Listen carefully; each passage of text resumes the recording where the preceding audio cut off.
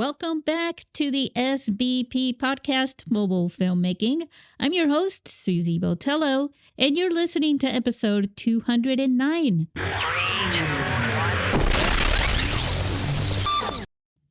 Hey guys, so I don't think we've ever done this before, but I think this is going to be a two-part series. Anyways, just check the notes, and we'll see you next time. Happy holidays. 5, 4, 3, 2, 1.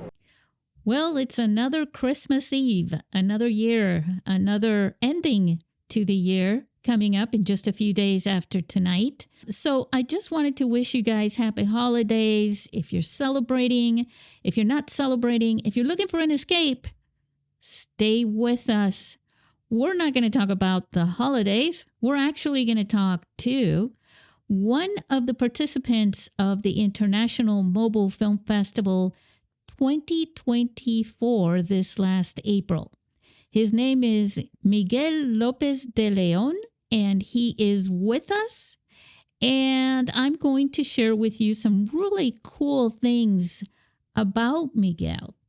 But before we go to talk to Miguel, as is the season of giving, I wanted to share with you all a new website page. If you go to internationalmobilefilmfestival.com, you'll see on the top or in the menu, depending on whether you're on your phone or not. Either way, you're going to find a support page. Please click on that and go through that in case you want to support and help us ensure a wonderful International Mobile Film Festival in San Diego this year coming up.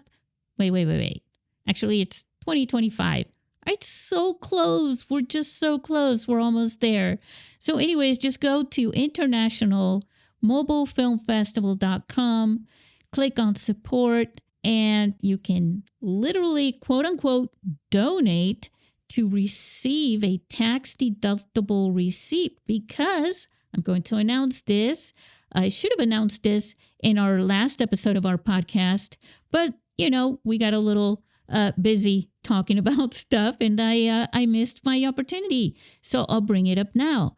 Our sponsor, our fiscal sponsor, brand new as of this year, is Angelica, has sponsored our film festival and all its crazy, wonderful, incredible mission and all the things that we're doing to help mobile filmmakers around the world, and right here, of course, as well. So there's a link in the notes for you to click on. If you don't mind, if you're able to, go ahead and share that. Oh, and you might find a little video there. I sort of put together some highlights and rolled it all up into a little video that features some of you guys. If you're listening and you've been to our film festival, you may be in it. Let's go talk to Miguel and inspire you with what he's doing. A really incredible person.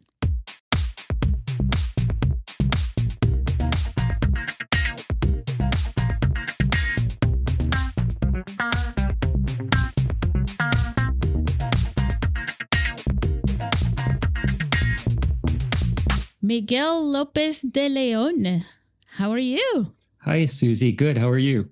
I am great. Welcome to your show. This is your show. You're a listener to this podcast. You just shared with me, and here you are. This is your show, and you get to be on this side. Woohoo! Finally. Right? Hey guys, this is Miguel. He was one of the filmmakers here in San Diego, not from San Diego, but from LA, the sister next door. And he participated in the film festival with a short film called Ghost Leave. Was that correct, Miguel? That's right. Yes. Okay, good, because it was a short title and I was able to remember it. Miguel is an actor, a very good actor. He's an impulsive and can't help himself filmmaker. And he's also a novelist. As I mentioned, he's living in LA. You are a graduate of the American Academy of Dramatic Arts. Congratulations, Miguel. Thank you.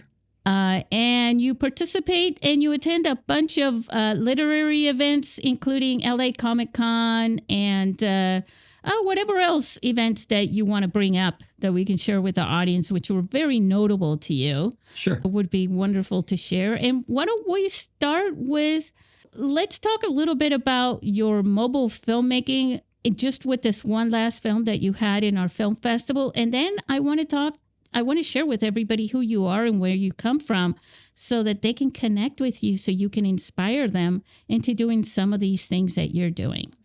Sure. Sounds great. The film I sent to your festival that was in your festival was Ghost Leave. And I shot it with my iPhone 13 Pro. It was, if I remember correctly, my third film that I had shot. And originally was trying to make a haunted house story. And I did a night shoot. And just, I am a new filmmaker. I only started doing this the middle of last year. Oh, wow. Yeah, so I'm pretty new, Susie, at this. And for Ghost Leave specifically, I wasn't aware about how much light was actually needed during a night shoot, especially for, your phone.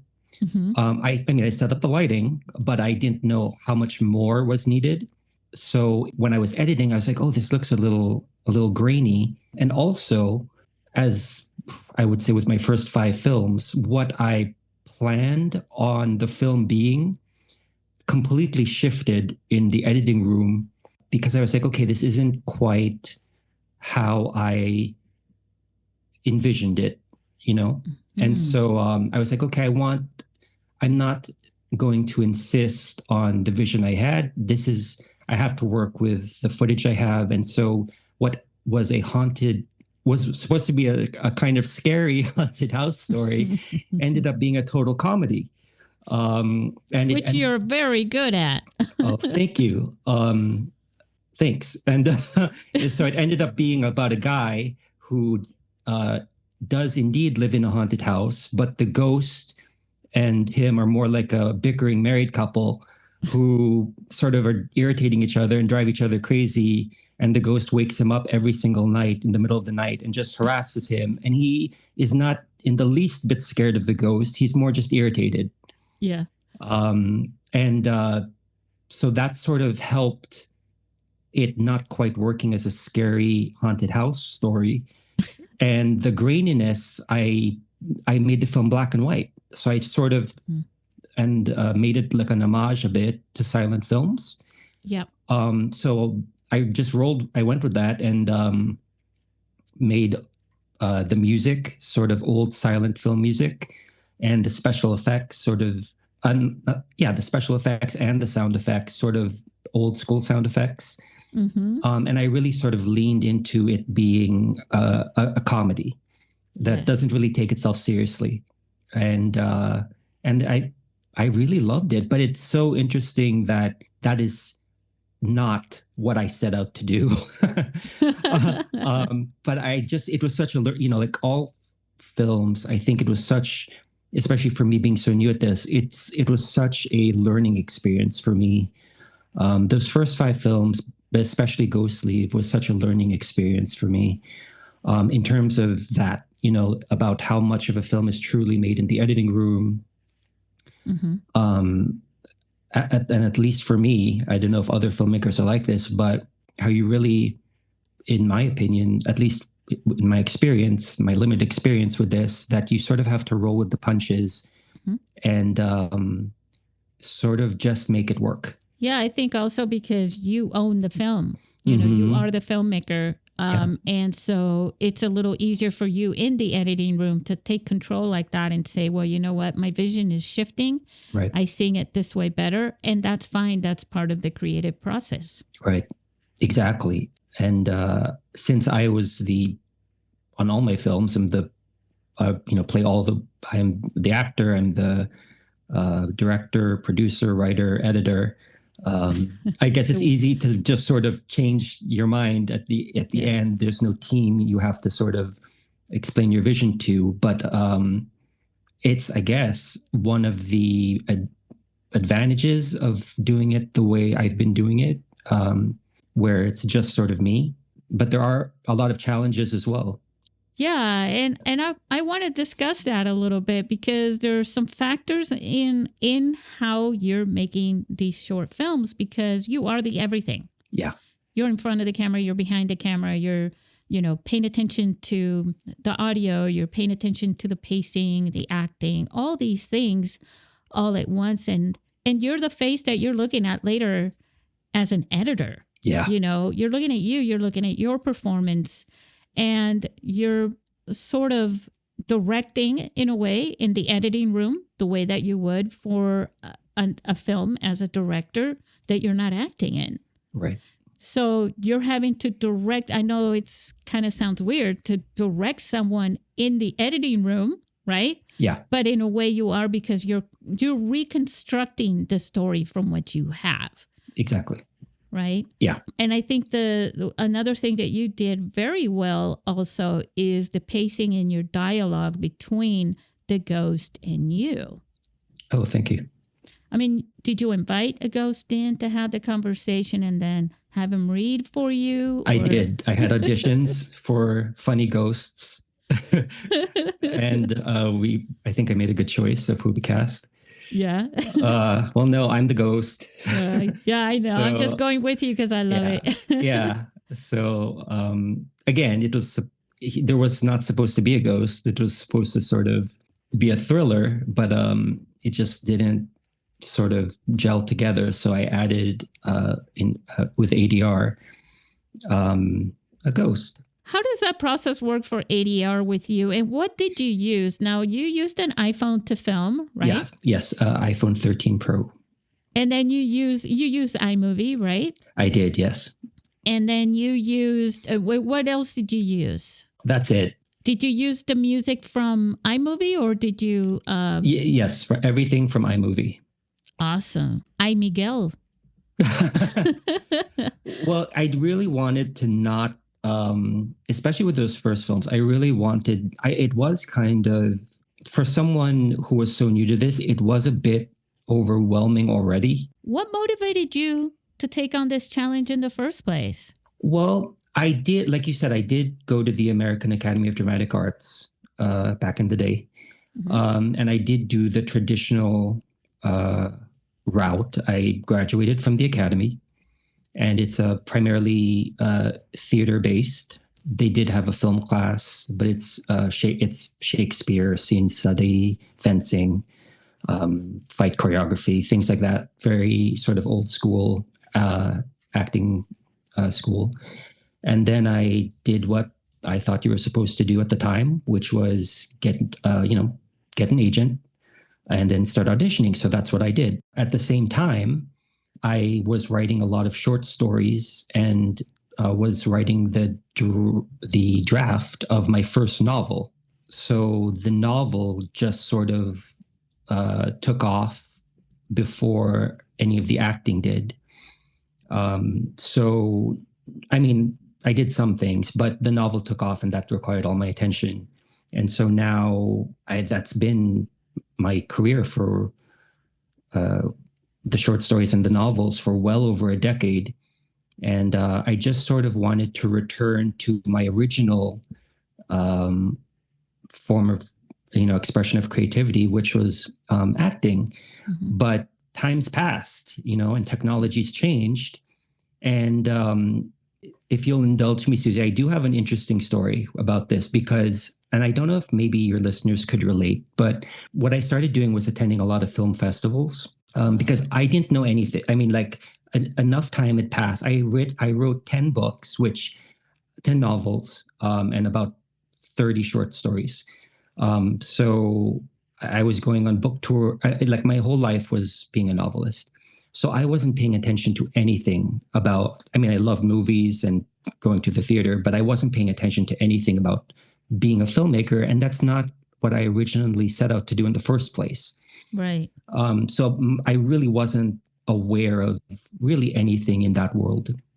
And then so I said, okay, well, I want to see what's out there before I even attempt this. So I went to a lot of film festivals, and I live in Los Angeles, so it's not difficult. And I just watched the films and just eventually started chatting with the filmmakers and just seeing, okay, like, how did they do this? Is this even feasible for me to attempt this? And then at the same time, I did what I did after I graduated from the academy. But now it was different. So I was like, okay, a self-tape, what is that? Like, all right, I guess, okay, fine. And then I was like, okay, still headshots, still your resume, you have to go on things like Actors Access and all that stuff. Right. But keep in mind, this was after I had a whole career already as a novelist. And I learned quite a lot since my days at the academy about being a novelist. So one day I was stapling my very sparse resume, which I see, to my headshots. Yep. And it felt so, for me, it felt so uncomfortable. Like, this doesn't feel right.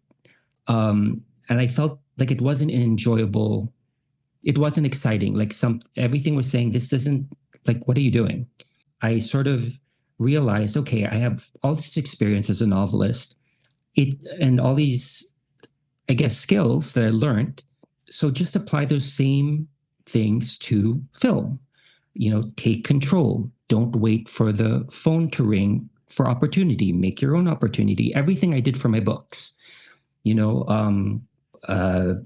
my books, I had writers would write me, readers as well, but a lot of beginning writers or novelists would write me and ask me questions. And it was happening enough that I decided just to have a YouTube channel, explaining to writers how I at least write outlines and come up with story ideas, or very good. Yeah, or book launches or anything. So to do that, unknowingly, I had to learn how to use a camera, how to do basic editing, how to make sure the lighting was okay and the sound, how to use the equipment. And then I had to also, especially during the pandemic, I made book trailers for all my books. Yes, and those are awesome, by the way. I saw a few. Oh, wow, really? Yeah, they're like it's like movie with the music, Right. and all this, and the credits, the transitions, Yeah, and you narrating that. It's pretty awesome. You got to sell those books, Susie. No, but that's a really cool way to sell books, I think. You guys, when you go, I'll put the link. All the links that I can find for Miguel are going to be in the notes. But when you go there, go to his YouTube channel and check out those trailers, because I'm sure people do this, but I haven't seen it. And I find that to be very creative and effective too. It looks like you're getting a lot of views on those as well. So. Yeah, they helped. They really, especially when, everything was online and we were all stuck at home. It really helped. Oh, that's right. I remember those days. Yeah, right. So I had some experience with, albeit very little, but putting together little films and trailers. So I said, I'm going to try this. I'm just going to try to make my own films, because at least I'm not waiting. I'm not going to go the same route I did all that time ago when I graduated from the academy, which really, at least at the time, that I was aware of, was really your only option. You could be a filmmaker, but then you had to shift gears and study to be a filmmaker. The technology wasn't that I was aware of. It's not as intuitive and as a phone, no. No, not at all. And there was no one I knew was doing that at the time. There was no option, but now there is. So I said, I'm going to try, and I'm on my phone all the time anyway. So I'm editing book trailers and YouTube channel videos anyway. I'm going to give it a shot. And that felt, for me at least, a more correct approach. So I stopped stapling my resumes to my headshots. And of course you can do both, right? You can do the traditional route and all that. I'm just saying, for me at this stage, I don't want to take that route, because this is really for the love of doing it. I have. You're a storyteller. Yeah, and I didn't want. At least at this point, I don't want to introduce things that I'm not enjoying. I have full-time work already. This is more because I love it, and of course I take it seriously. But I don't want to do the same process I did back then. For me, placing my if I work or don't work, or if I'm acting or not acting, or in films or not in films, and just giving all that power to someone else when I could make my own films with my phone. There you go. Yeah. And the thing about that too is that you get to share the performances that you want to, Right. in the way that you want to. Right. And you can write the parts for yourself to express your talents in acting and performing. Yeah, exactly. And I think that's one of the greatest things that actors of this time have an advantage in a way, and a privilege in a way that actors didn't in way back in the day. And I'm talking, obviously, I think before we were even born, but I mean, things have not changed in this industry for a long time, because the thing with industries is they got to keep the money coming, right? As soon as you change things, you start risking things. And there has been so much money coming into the filmmaking industry that no one wants to see that go, you know, but things are changing now. They don't really have any choice but to innovate. And I think it's a really good time for the filmmaking industry. Don't listen to the news, guys. It's not going down. No. It's being kept alive by people like Miguel and this entire community. Miguel, tell us, so you basically have shared quite a bit about yourself, but these other films that you're making now, how many films have you made so far since 1, 2, and 3, Ghost, Leave, and then Forward? As of today, because I'm sure you're making another one tomorrow. As of today, Susie, I think I've done 13 shorts and a feature. Wow. Okay, now let's talk about that. Let's talk about this feature that you're talking about. Okay. Well, it's called Walk Silent. And I was more interested in seeing the differences as a filmmaker about doing a longer piece of work compared to all the shorts I've done. And in terms of story structure, pacing, character arc, and just holding the audience's attention for an extended period of time. Because with the shorts, at least with mine, I don't know. Everyone has a different approach. For me, it's always been sort of come up with what I think, at least, is a cool idea.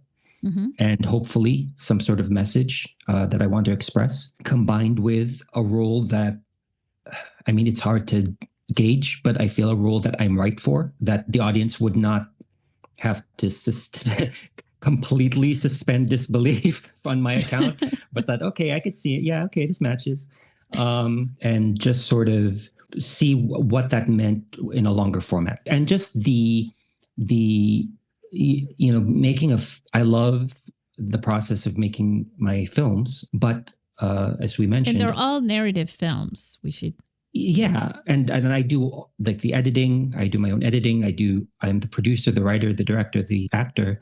And I was like, can I do this for a feature? Is this even possible? And so I tried. And so I did my first feature, and it was a completely different experience from the shorts. Mm-hmm. But because you're filming this yourself, right? So yeah, everything. Yeah. So I tried to learn everything. I tried to use everything I learned from all the shorts and incorporate it in the feature, like whatever mistakes I made, whatever things I realized worked, everything from the editing choices to the angles to the way I filmed. I tried to incorporate all of that into the feature. And then it was a new learning curve, and learn as I went, of just how to shoot the feature and just keep track of it, just all the files and all the organization and just keeping everything in order. Because again, it was just me. Were you slating it and everything? Just even though it was just you? Well, I try again. This was learn as you go for Right. me. So I sort of was. I made an outline of how I wanted to shoot and what I thought made sense, and then I very quickly learned, okay, that didn't work, because there were just so many shots. Yeah. So what I did is I sort of, okay, like I thought to myself, okay, well, what do you know? You know how to do short films, so do it like make each increment of the feature like a separate short. So I would shoot what would be the equivalent of like 5 or 10 minutes if it were already edited. And then I would save that into my computer and do what I do with my shorts, which is mark it, label each shot of what it is so I don't forget. And then what I do is I also number it in sequential order of how it's going to be added to the editing. So for example, close up 1, close up 2, close up at beach 1, close up at the beach 2, master shot in the staircase 1, master shot the staircase 2.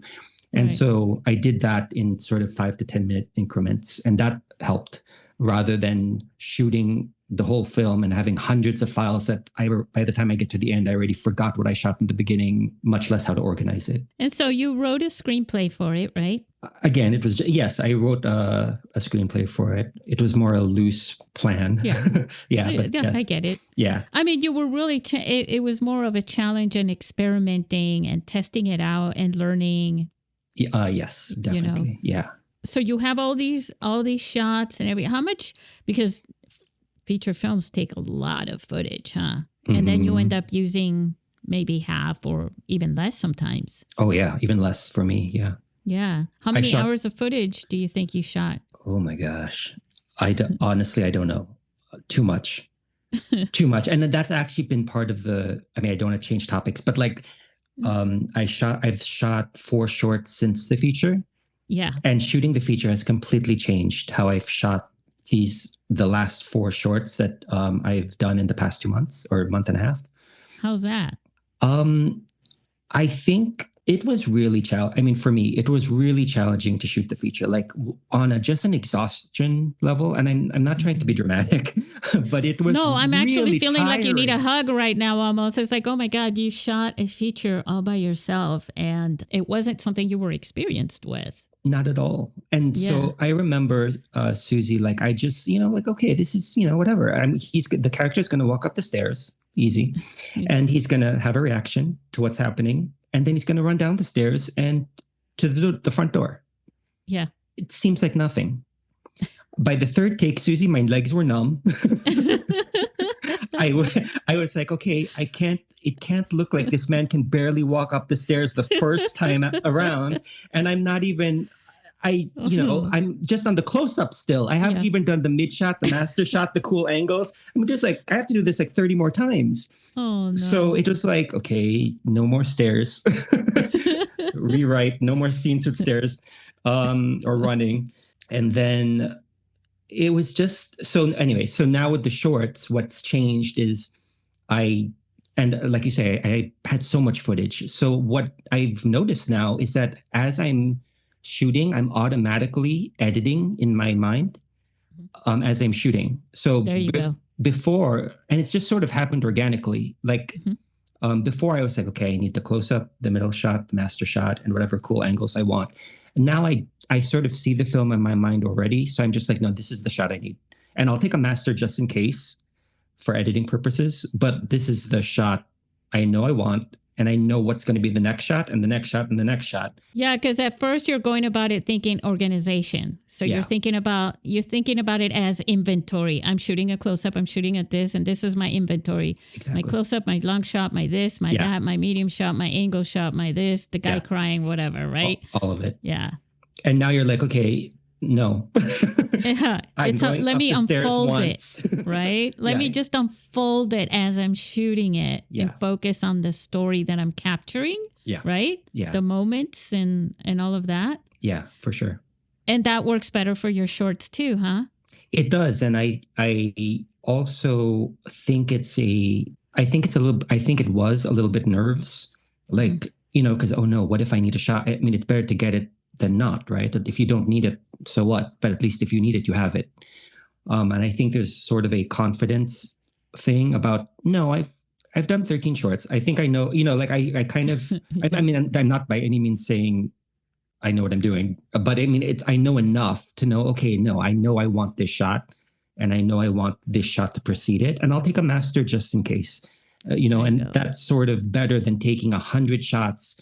I was taking in the beginning, Susie, so many, I don't know if this is the right term, but transitional shots. Like if someone got a cup of coffee and then walked to the couch, I would literally take shots of me taking the cup, those turning around. Yeah, those do come in handy later when you're editing. It's part of the cinematography as well. Some of those angles can be pretty cool. Oh, for sure. Reveal what's coming and kind of set the vibe and the pace and all these things. But yeah, you're right. It gets to be a little overwhelming when you're looking at 1,000 shots for 5 minutes worth of your story. Right? Yeah. And 500 of those shots are you turning around and walking a few steps and sitting on a couch. I mean, instead of just a hard cut between, the audience knows if he grabs the cut and the next shot is he's sitting on the couch with the cup of coffee, they can figure out, I mean, it doesn't need to be. Oh, yeah. Yeah, but I that's had like one of the things that cinematography, shots. And I learned in cinematography, you don't need to show the person going all the way up the stairs, in the door, or whatever, going to the bathroom, all that stuff. You don't need to show. People already know how that goes, right? Well, I know that now. In the beginning, I was like, okay, maybe I'll need it. So that's how I hope my shorts have, at least for me, from the perspective of me making it, it's been a more enjoyable experience. Yeah. And a lot less shots. So it allows me to make more of the films because it doesn't take as long. It is, at least for me, I do like already knowing how I'm going to edit it as I'm going. Yes. And that happened organically. Like that wasn't a choice. It just seemed to happen just on its own. As the way I was looking at the shots and the film and what I wanted. The movie was already playing in my mind, in other words. Well, you've rehearsed the practice of filmmaking. Right. So many times that you could almost do it with your eyes closed, right? Now you can focus on the things that really matter instead of the little intricate little details of shooting. Definitely. And I think it's also for editing. I think it's much... with every film, I think I got more comfortable with editing and, truly learned that's with film, at least, that's really where the movie comes together and really where you could put it all together in a way that, like I said before, that you didn't even think of in the beginning. Yeah. But I think it's important, at least for me, it's been really important to not, there's a temptation to insist on the vision I had when I started. And I've just sort of learned that it's much better to adapt to what you're looking at in the editing room, and just make it the best film you can. Still the important parts of your vision. But if you see something's not working, for me at least, it really helps to just go, okay, that's not working. How do you fix it? How do you go around it? How do you minimize it? Or how do you sort of, why am I insisting on this shot when I have this, other shot that I could very easily go to? Or is this even necessary? It's all in the service of hopefully the story, the film, and also for me, the pacing is so important. So, you don't want anyone to get bored or not interested or anything like that. On some of the films that you've done, some of the short films, especially in the one, I really like that film, Ghost Leave. I think the pacing of that, pacing is very important, and timing in comedy to pull it off. And I think that in that film, in Ghost Leave, the pacing in the dialogue and things like that, the way that you put that together in the editing was very well done. Thank you. It's cool that we get to have this conversation after the film festival, because I probably, with everyone there and everything, I didn't get to have like a full half hour or an hour to sit down with you and everybody and talk about your films. But now that it's been like 10 months later or whatever, it's like, oh, okay, let me share my feelings about your film. No, it was a great little film. I really liked it. I mean, obviously, I got to see a lot of your films, and that one was really cool. And if you remember, you had everybody in the audience rolling in laughter. And that was also a really good sign, because for you, you're watching them laugh exactly where you meant for them to laugh, right? No. That's actually Susie. I have to thank you for that experience. Your film festival was awesome. Yes. I've had the opportunity to go to a ton of film festivals, some that had nothing, like my films were not part of it. I'm going as a fan of films and indie films, networking and all that too. Networking, meeting the other filmmakers, but just also watching everyone else's work, and I love it also. But I've also gone to a bunch of festivals where my films did screen, and your film festival, Susie, is truly special. It was it's 3 days. It was 3 days. So most of the film festivals I go to are like 1 day. Yeah. And they're great. I love them. But yours was really an opportunity to network and make friends and see everyone's film. And of course, meet you. And your love of film is contagious. It's so obvious and inspiring. But I think my love of the filmmakers is sometimes greater than the love of films. And yeah. Because you truly are special. Filmmakers are very special people. Well, that was very apparent in the way the film festival unfolded and my experience with it. There was so much care put into everything from the meet and greet, showing everyone's films and being supportive about it. The red carpet with the cosplayers. I have never, Susie, been on a red. I think I said it somewhere or put it somewhere, and you posted it or quoted it somewhere that I've never been on a red carpet like that with, who was I? C-3PO or Darth Vader. Yeah, you were with Dude Vader. Dude Vader, sorry. Yeah, no, it's okay. And mini Dude Vader. Yes. It was so much fun. And it really was just a fun experience. Now, so thank you. I loved your film festival. Thank you for coming and saying all that. I appreciate that.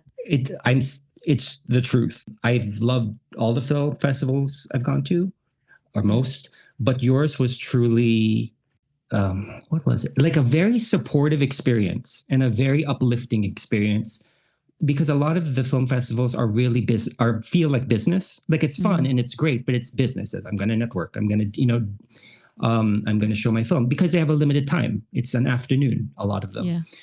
So, it's understandable. But since yours is a 3-day event, it was nice to relax. It was such a beautiful location next to the marina. You really got to know the other filmmakers and you. It was so cool to see you do a live podcast. That was really cool. I've never seen that. And we never did that before either. So it was so cool. I videotaped the whole thing. I videotaped most of the film festival just for my own, like a scrapbook. But I'll have to take a note of that for 100 years from now when we're making the 200th edition festival. Oh my God. Documentary or whatever. Oh, well, going back to when you screened my film. Yeah, the laughs I got were not where I thought the laughs would be. Yeah. And where I thought the laughs would be was silence. So it was really an education. And since then, Ghost Leaf has been in other festivals, and it's sort of the same. It's different sometimes, but it's sort of the same thing. Yeah. But yours was where I really noticed it, and I even videotaped it and put it on social media. Yeah. Because it was incredible that I couldn't believe that everyone thought it was that funny. I mean, I thought it was amusing, but the audience was awesome. They were okay. So part of it is, again, it's this dialogue, this relationship, this little, like the old grandpa type of relationship. Yeah. It was really cute. Do you have a public link to that? I do not, because it's still It's still It's still making the rounds. Yeah. it's going to be on Netflix, guys. God, I wish. But when it does, you guys need to follow Miguel on Instagram. He shares everything there. So Put it all there. yeah. So you've made a feature film. You've made 13 short films. Yeah. How many books have you written? 10. 10 books. Novels. Yeah. Novels. Yeah. Yeah, that makes it even. It's not just a book, guys. It's a novel. Oh, well, I meant because I started with short stories. So novels, explain a little bit about how you got into that. Because I think that's also fascinating and part of what feeds your storytelling in film. Oh, definitely. I think the short stories, short stories and short films, it's basically in terms of storytelling, the same general idea, an interesting idea, quick, in the case of short stories, get the reader's attention, dialogue between the characters. Hopefully it's something interesting and something that you're getting your message across. So the idea, the way, I guess, at least for me, that my mind worked in writing short stories is very similar to how I come up with the idea for the short films. Like, it's not that much different. It's just, of course, it's a different medium of expression, and everything on film has to be visual. Whereas, obviously for short stories or novels, it could be very cerebral. It doesn't have to be shown. Right. So that did take a bit of adjustment, because I would be like, oh, I have this really cool idea. And then I'd realize I was thinking like as if I was writing a book. Because I was like, okay, wait, how do you show what I just expressed? You can't, because it's like, oh yeah, because they'll think of, unless, it's just a million flashbacks. Because you could, in a novel, a character could be sitting there sipping a cup of coffee or a drink and think about the past, present, and future. And that could be your whole novel. Yeah. But how do you do that in a film? I guess you could do a million flashbacks, but it's sort of, I had to adjust my way of reminding myself, okay, this has to be visual. You have to show this. And not only that, you can't explain. You have to show. Yeah, I think one of the difference between watching a story unfold in front of you as opposed to reading it is that your connection to the character in the film is the character in the film almost 100%. You have your own personal connections to the character.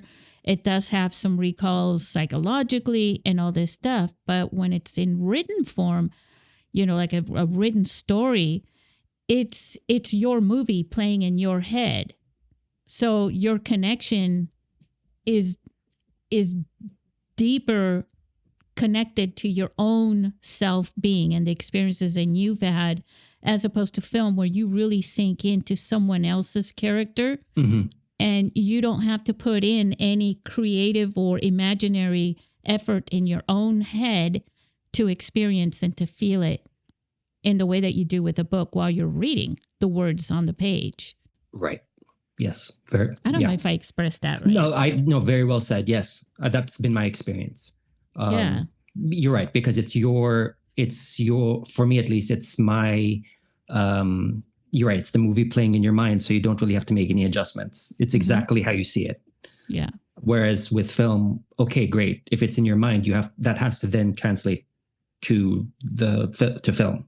Yeah. And even if people will put their own, project their own life or their own experiences onto the film, it still has to be visually, you still have to create what was in your mind, on the screen. So absolutely. So it took a bit of sort of adjusting my thinking, because I had what I thought were exciting ideas, but there was no way they could, or at least with the way I was doing this, there was no way I could transfer that and make it into a film. So I sort of had to learn to make it visual and doable. I think that was one of the, especially with the earlier short films for me, one of the biggest things I learned was, at least at the level I'm doing it, is that instead of, I can't just think of, okay, what I want to do, it's what do I have the resources to do? Like, okay, Right. I have my house. My house looks a little, it's an old fashioned looking house. Yeah. So, okay, I could play, like, I could do a haunted house, like with Ghost Leaf, or I have a garage that looks like, I don't know how to explain it, but like it has a lot of texture and wood. It's not like like the walls aren't smooth. You see the beams of wood and stuff. So it could look like, well, that's what I did for a film I did called Escape. It looks like I'm in a warehouse. Or I have a backyard that has these trimmed bushes, but on film it looks very, it looks a lot like a much bigger space than it actually is on film. Yeah. So it's sort of that it looks like a whole manicured garden when really it's a tiny section of a backyard. But see, my first ideas was like, I want, the characters run through an airport, and then, I don't know, there's a bit of a castle behind them. And I was like, how am I going to do that? Like, I don't, it's like, I'm sure it can be done, with green screen or whatever, but at the skill level I had, it's like, this is what I have. I have a house, and I could fake little things here and there. And to use what I had and then sort of think of, okay, what story, what message do I want to tell? I think served me much better than what I originally was doing, which was, I want to do these. I'm so used, to the movies we all watch that are big and epic and have unlimited budgets. And so I had to sort of be like, okay, you can't do that. It probably will serve you better to know what resources you have and then work around that. I think it serves the story better, and you don't have to, unless you're really good at it, which I'm not. It wasn't an option for me to make my living room look like an airport. Seems like every one of my guests always say, I'm not that good at this, Well, and I'm like, but you are, you did. Well, thank you. But like, I'm not, like, I couldn't make my living room look like an airport or my backyard look like a castle. I mean, I'm sure other people can and have that skill set, but for me, I tried and I filmed it, and it did not look like an airport. It looked like what planes land at this airport. I wouldn't trust them, So I was like, okay, let's scratch that. Why does he have to, be in an airport? Why can't he be in a warehouse? My garage looks like a warehouse. Or why can't it be a haunted house? Why does it have to be a castle? Can't it just be an old-fashioned looking house, and we'll play around with the lighting, or, why, stuff like that. And so that was a big lesson. Sort of use what you have, at least in the beginning, rather than trying to fake these big epic shots. Again, I'm sure some people can do them, but like for those of us who, especially in the beginning, you're already feeling overwhelmed. Like, what really helped me was, okay, use what you already have.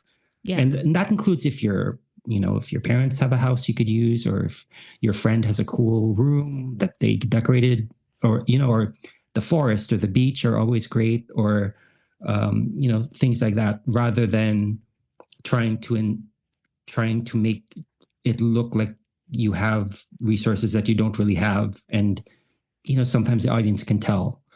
It ends up getting really cheesy. Yeah. Some films realize that, and they go, okay, we're just going to have, everything's going to be cheesy, and have that be the theme, so it doesn't look as cheesy as it naturally is. You know what I'm saying? Yeah, like this was a conscious choice. Yeah.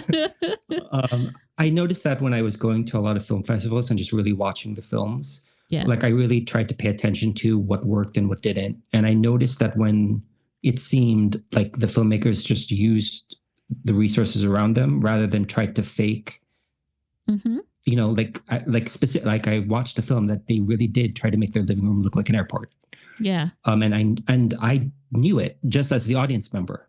Yeah. It's about that. It's about using what you got, but also, speaking about using what you got, using your phone and doing, I commend you for, as you were explaining the shots, all the shots and how many shots you were getting, it was dawning on me that, if you're making a feature film as a challenge and you've never made one before, and you don't have a shot list, literally, right? Yeah. Or a storyboard or anything like that, it's going to be overwhelming.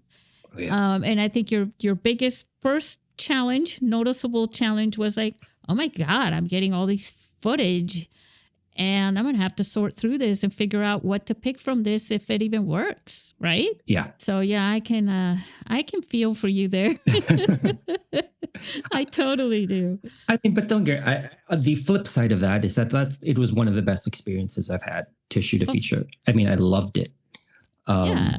And it was exhausting, but it was so much fun. And it was so nice to be able to show people a more, they have more time with you and your performance rather than just cool, quick ideas like in my short films. Hopefully they're cool, but to just be able to have more time with your audience was really nice. And to be able to try to get used to just the longer story in terms of the character and the pacing and the structure and, act 1, act 2, act 3, and that whole thing. It was such a great experience, and did it all with my phone. Yes. Congratulations, Miguel. Oh, thank you. Yeah. Yeah. Okay. And you are actually a multi-award winner as well. I don't know how many awards you've won for your film. I can see how many laurels you have on all your posters, and you've won a lot of awards. I'm just, you're probably one of the most creative people that I know so far. You're up there because oh, wow. A lot of creativity is about thinking. It happens in the imagination and in the mind, but putting those into action, that's what really helps you become the expert in your field, because experience, as you're experiencing these things, you're working out, you're learning with each thing. You really do like a challenge, don't you, Miguel? I guess at the time, it's like, oh no, why am I doing this? But I keep doing it, so I must love it. Well, I think you do, because it's the thing that you should be doing. And I just want to congratulate you for all your success. And I know you're coming again to our film festival in San Diego. So I am. That's official. Well, it's official that you're coming, even if we don't choose any of your films. I'll take it. I accept. One fish taco coming right up. Oh, those were good. Yeah, they were. We have the best in San Diego. Mm-hmm. I keep telling people I'm the unofficial fish taco ambassador of San Diego. It's a reason. Little restaurant next to the marina, right next to where the film festival was. I went with some of the filmmakers when I was there, and we were all like, okay, Susie said to order the tacos. And so we did. And it's like one of the other filmmakers was like, okay, like he loved it. And he was like, okay, I need to take a shower now, because it was like, it gets all over, like, you can't eat it neatly. But they were, the whole experience, Susie, of your film festival was amazing. And you're so generous with your support, and you create such a great experience for the filmmakers that really, I'm very new at this, but it really isn't common. And I'm not in any way saying the other film festivals I've been to it's not a negative. They were great. Yeah. But your festival really focuses on making connections with you, and also with you.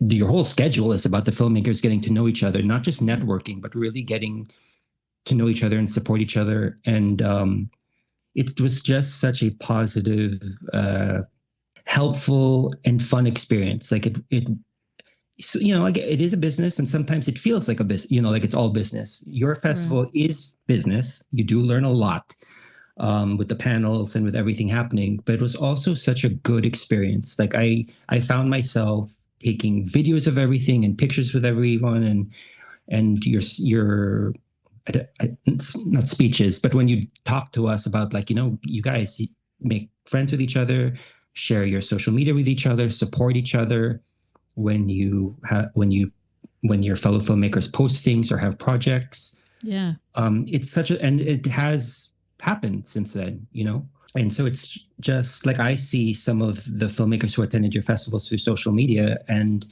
I am amazed at what they're doing. and how, Yeah. like, and I'm happy for them because I met them. It's not just someone who I'm seeing on social media. I met them in person for and, got to know them, albeit for a short amount of time, but still 3 days.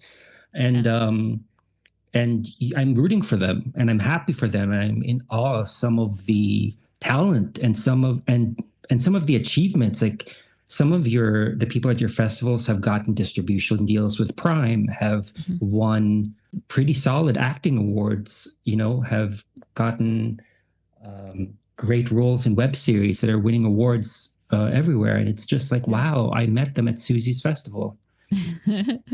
Yeah. Yeah. It's hard sometimes to know. I was sharing with someone, we had this filmmaker that shot a feature film with an Android phone, and he came and he was part of the festival. And then after he left, I come to find out that I was watching a film on Netflix. Assimilate is the name of the film. I don't know if you watched it or not. It's kind of like The Body Snatchers. Okay. And it has one of the actors was on the, whatever, teen actors that are famous and big hit and all that stuff, right? The Kissing Booth is the movies there. I think there's like 2 or 3 or something of that, and one of the main actors is in that movie. Oh, well, wow. Anyways, I come to find out that, this guy was the screenwriter. Wow. I was like, hey, Stephen Palmer Peterson. And I'm like, Stephen. I'm like, I had no idea. And he was like, oh, yeah, look at this one. And I look, and he's got films that he's written all over the place. And I'm like, well, we didn't even know. You know what I mean? So you just never know who you're meeting. And some of the people that you meet at the film festival, they're very humble people, but they're very successful people. And I think the thing about mobile filmmaking is that it's very underrated by traditional filmmakers, independent filmmakers, a lot of times, because they just don't realize that it does bring the novice, the amateur, the experienced, and the professional, all of them together using the same device. And that's what I like about our film festival. When everybody can make it in person, is that it helps bring that community feeling of support towards each other instead of just, I say networking because everyone's into that. Right. But in the end, what it really is capturing some friends, some new people that are supportive, that connect with you, that know what you're going through, that can even help you out when you get stuck here and there with the same issues that they had. Yeah, definitely. So you're a part of that now, and I'm really grateful for that. Wow. Well, I'm grateful, Susie. I mean, again, not just for the support, but even, everything from your film festival to your podcast, it really is. It's inspiring, but you also provide such a guideline, of what can be done, different avenues to do it, especially through this podcast. And I don't want to call it a stigma, but you're right. There is sort of it's not the norm yet to use your phone to make movies, although a ton of people do it. So to have that support and to have that guidance, especially at this specific time, like I think I know this has been going on for a long time, and you've been having your festival and this podcast for a long time, but I think now specifically is like sort of a transition seems to be happening, and there's resistance from people who don't want it to change, but I think it's inevitable that we're going more and more towards films being shot on our phones. I mean, these influencers who have millions of followers on so many platforms do everything on their phones. They're making little skits, they're making little dance videos, but those are all basically edited videos on your phone. Yep. And we're watching that and consuming that content daily. So whether we want to, you could call it a TikTok, or you could call it a short video on Instagram. Or you could call it a short film, which is what they are. Yeah. They are edited films on our phones. So whether people realize it or not, we're all already consuming that content. I think it's just the label of saying film is where the resistance seems to be at, because From we're the already beginning. consuming it. We've been consuming this content for years, but there is a stigma. So to have your guidance and people like you and your film festival it's like, oh, well, Susie said I could do it. So you can. So I'm exactly. gonna. Yes. And that's the thing, way back in the beginning that very, very much annoyed people in the industry. Well, I was so adamant and so confident that we would be where we are today and where we're going. And way back in 2009, 2010, times like that, people found me quite obnoxious in that sense because they didn't see that. They couldn't see it for whatever reason. And for me, it was like right in front of me, like clear as day. What's wrong with you? You know what I'm saying?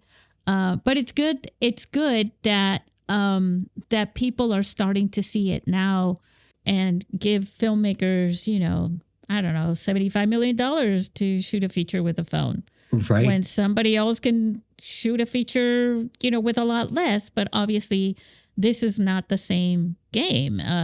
I mean, they're going to have this film that's coming out 28 years later is coming out in the summer, right after a film festival, so it's going to be interesting to see.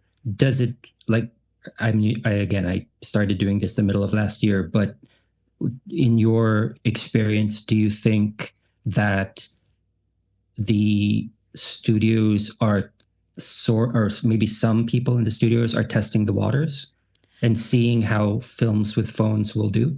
Well, I think they already know what films on phones, how well they can do for the digital screen, because they've seen it with Steven Soderbergh, his films, especially the High Flying Bird, I think it was, the basketball one, which was not so artsy as Unsane was. But I think they know. I think they realize it. I think they're pretty in tune with what's happening. Okay. And I think this is the way my take is on this. And it's been like this for a number of years. And that is when a filmmaker, a high budget filmmaker, right? Let me just say it that way. When they make a film, they produce the film, finish it up, and then it goes into distribution, right? Yes. Well, what are mobile filmmakers doing? Same thing. So they're basically at a parallel. They're basically standing on the same line, the same outcome, distribution. And the ones that are paying a high budget, a lot of expenses, and it costs them a lot to make those films, are not necessarily making back profit.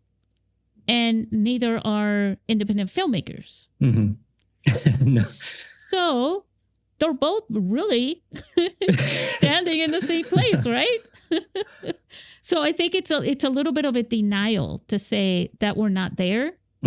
And again, this is from my own personal perspective because of where I'm coming from. Sure. It's a little bit of a denial to say we're not there. Of course, a filmmaker doesn't make films for filmmakers to dissect and criticize and look at every bit of resolution and film grain, every effect and every little detail. Yeah. Because if they did that, they would never probably ever make another film. That's not the purpose of making films. And so it's to tell and share captivating stories with their audience. And that's exactly what they're doing. Yeah. And that's exactly what mobile filmmakers are doing. Yeah. So we're there. That's true. We're there. We have arrived. We arrived. They just have to realize it.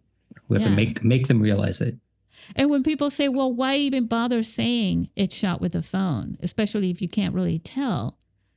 And my reason, it probably has a lot to do with what I do. But are you kidding me? Please do tell everyone you shot it with the phone, because you have an opportunity to inspire people to make more films. But if that's not your goal, then so it isn't. But it's my goal. So if I find out your film was shot with a phone, I'm telling everybody. Yeah. And I don't think in the beginning I would have attempted to do this, even with the very first short film, had I not attempted it with my phone. There you go. Because, I had some experience, like we all do, with social media and with, editing videos and posting things on, Instagram. Like it was a comfort level I had with the phone. If you said, oh, okay, here's a camera, you have to learn how to use it. You have to learn how to adjust the lighting and adjust the lens and to do this, I would have just been like, okay, this is already overwhelming, Yeah. It's already an overwhelming process anyway, but to at least with your phone, you're familiar with it and it's always in your pocket or wherever, it's always with you. It feels like it's not that big a risk and you're not putting that kind of awareness. I mean, you buy a $50,000 camera and you're like, I don't know if I want to just shoot that little film with that. I think I want to do bigger things with that, right? Yeah. And you're right. It seems like it's such a sort of, there is a disconnect happening because it is sort of like I always mention I shot my films with my phone, but I mention it afterwards. Right. Like after they've seen it. And a lot of times people are like, oh, wow, really? But I don't say it before they watch the film because then I think a lot of people they're going to start looking for things, or like, oh yeah, I noticed, when really, no, you didn't. Right. You noticed because I told you. So now I just sort of say it afterwards. If they liked it, okay. If they don't like it, I don't say anything. All right. Well, then say goodbye to our listeners in a ghostly way. Oh God, I don't know how to do it in a ghostly, but goodbye, listeners. Thank you for listening. And thank you, Susie. This has been great. I really enjoyed talking to you. Oh, I've enjoyed it immensely. You made my Saturday night. Oh, well, likewise. Thank you. All right. Goodbye, guys.